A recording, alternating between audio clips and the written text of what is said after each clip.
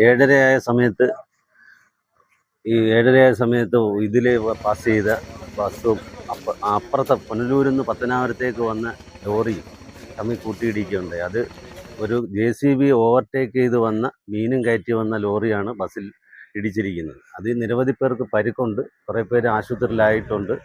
ഡ്രൈവറിന് നല്ല സാരമായ പരിക്കുണ്ട്.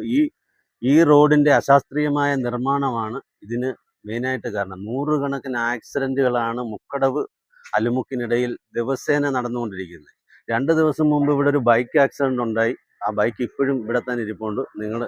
ഇതിന് യാതൊരു പ്രതിവിധി, അല്ലെങ്കിൽ ഇവിടെ ഒരു ബ്രേക്കർ, അല്ലെങ്കിൽ ഒരു സിഗ്നൽ ലൈറ്റ് ഇപ്പോൾ താൽക്കാലികമായിട്ട് ഇപ്പം പമ്പിൻ്റെ മുമ്പിൽ കൊണ്ട് ബ്രേക്കർ വെച്ചിട്ടുണ്ട്.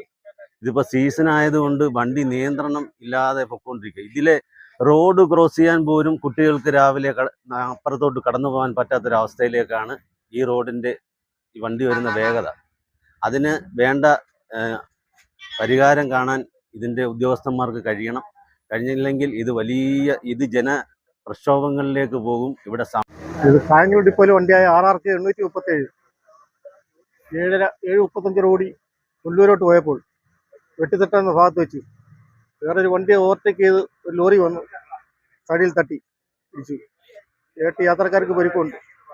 ഒരാളെ ആശുപത്രിയിലാക്കി. എല്ലാവരും വന്നു. കൊല്ലൂർ SM ഓഫീസിൽ നിന്ന് എല്ലാവരും വന്നു.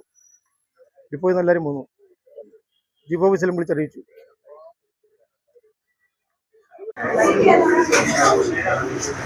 പിന്നെ